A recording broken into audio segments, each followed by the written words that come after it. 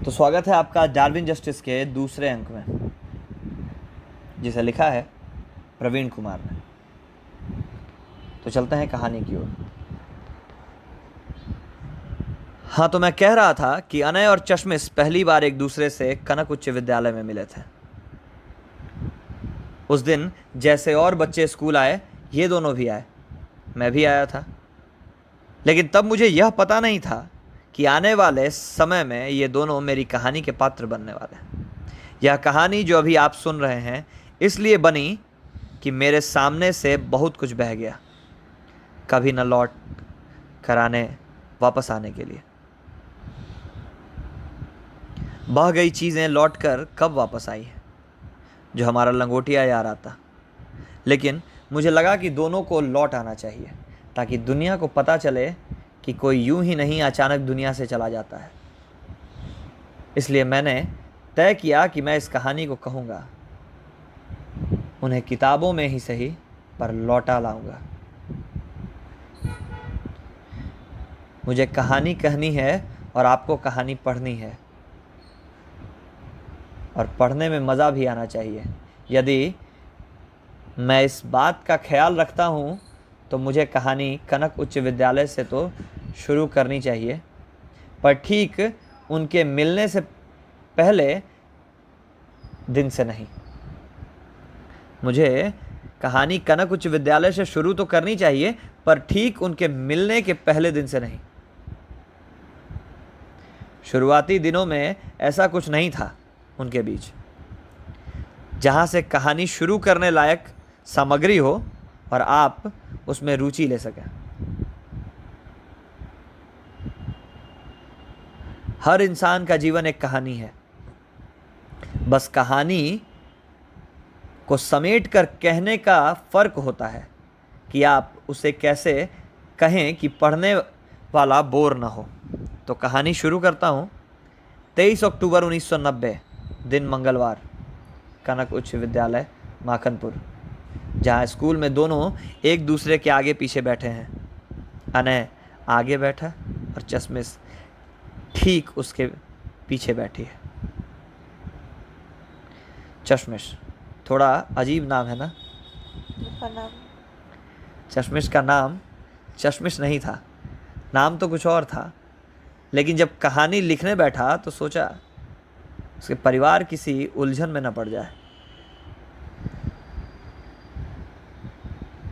जब कहानी लिखने बैठा तो सोचा कि उसका परिवार किसी उलझन में न पड़ जाए, क्योंकि अब पहचान उजागर करने का कोई मतलब नहीं है।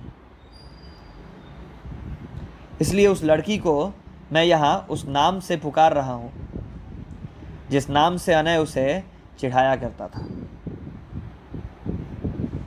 पाठक समझेंगे, यह कहानी है, कोई बायोग्राफी नहीं जिसकी अपनी कुछ मजबूरी है। लड़की का नाम चश्मिश कैसे पड़ा, इस बात का जिक्र मैं बाद में करूँगा, जब कहानी कुछ आगे बढ़ जाएगी। तब मुझे कहने में सहूलियत होगी और आपको समझने में। इस बात पर भी ध्यान मत दीजिए कि चश्मिश शब्द स्त्रीलिंग है या पुल्लिंग। सिर्फ इतना समझिए कि इस कहानी में चश्मिश एक लड़की है जिसे अनय उसके सही नाम से नहीं पुकार कर चश्मिश कहा करता था। शुरुआती दिनों में लड़की चश्मिश शब्द सुनकर चिढ़ जाया करती थी। किसी को प्यार से चिढ़ाया जा सकता है, दरअसल यह भी अपनापन दिखाने का एक तरीका है। तभी तो कोई किसी को चिढ़ाता है, वरना आप किसी सड़क चलते को चिढ़ा कर दिखा दें, लाइफ बॉय से आपकी धुलाई हो सकती है। 23 अक्टूबर 1990 इतिहास में एक और घटना के लिए प्रसिद्ध है। इसी दिन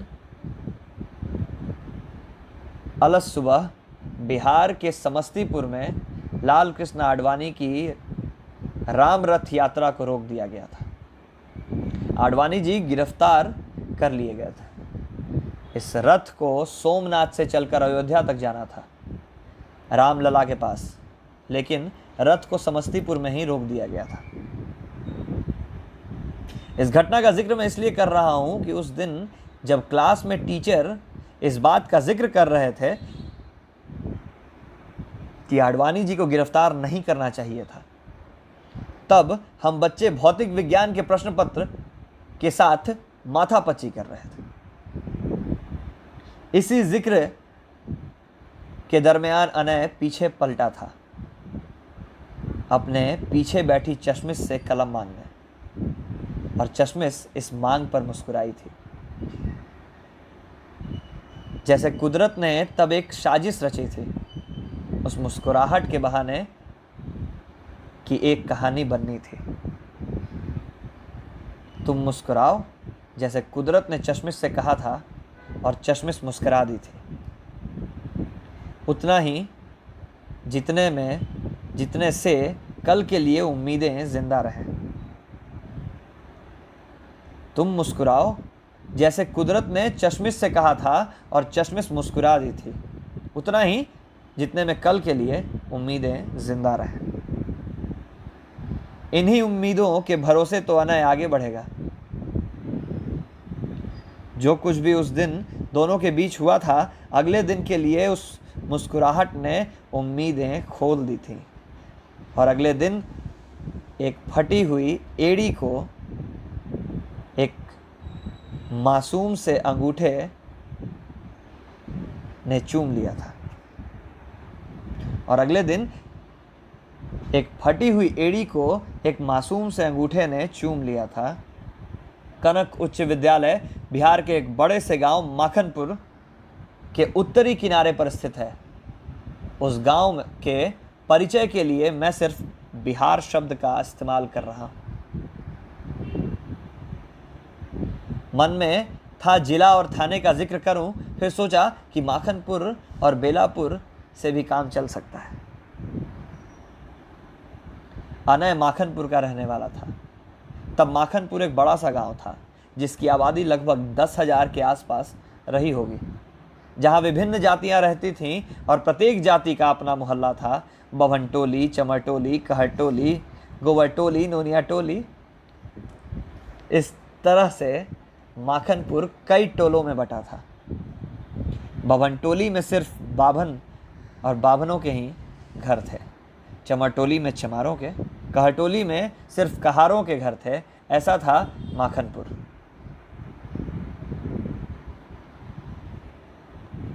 माखनपुर जहां मालिक और मजदूर रहता था, जहां अमीर और गरीब रहता था, जहां बिहार की बदलती राजनीति फिजा ने विचारधारा को बदलना शुरू कर दिया था। माखनपुर जहां मालिक और मजदूर रहता था, जहां अमीर और गरीब रहता था, जहां बिहार की बदली राजनीति फिजा ने विचारधारा को बदलना शुरू कर दिया था, जहां ज़मीन पर कब्जे के लिए भैंस और लाठी का सिद्धांत लागू कर दिया गया था, जहां भारतीय न्यायपालिका को अंगूठा दिखाते हुए अदालतें लगने लगी थीं, जहां अनय रहता था, जहां मोनालिसा रहती थी, जो बेलापुर की औरतों के हाथ पैर की अंगुलियों की नाखून काटती थी, जो औरतों के पैरों में महावर बनाती थीं। वहीं मैं भी रहता था, वहीं मेघन भी रहता था। सिर्फ चश्मिश बगल के गांव बेलापुर में रहती थी। बेलापुर जमींदार बाभनों का गांव था। यहाँ बाभनों से भूमिहारों को संबोधित किया जा रहा है। मेघन का जिक्र बाद में आएगा, मोनालिसा का जिक्र कर देता हूँ। मोनालिसा नाम से लियोनार्डो दा विंची की एक विश्व प्रसिद्ध पेंटिंग है। इस कहानी की मोनालिसा जब जवान थी, तब उसका चेहरा लियोनार्डो की उस पेंटिंग से मिलता जुलता था। इस मोनालिसा का रंग सांवला मगर धारदार था। अनय ने जब पहली बार उसे देखा तो उसने देखते ही कहा, उसे देखते ही मेरे कानों में फुसफुसा कर बोला था, ये तो लियोनार्डो की मोनालिसा है। तब मुझे मालूम नहीं था मोनालिसा और लियोनार्डो कौन है और दोनों का क्या संबंध है। मैं उस वक्त अनय के हालात को समझते हुए इतना ही सोच रहा था कि शायद दोनों प्रेमी और प्रेमिका रहे होंगे। तब हम चश्मिश का लिखा खत जो अनय के लिए था मोनालिसा के यहाँ से लाने आए थे। अनय मोनालिसा को नहीं जानता था, जबकि मोनालिसा अनय को जानती थी। जिसे आप यहाँ मोनालिसा नाम से जान रहे हैं वह अब भी जिंदा है, बूढ़ी है और जाति से नाई है। बिहार में नाई को नौवा कहते हैं और उसकी पत्नी को नाउन।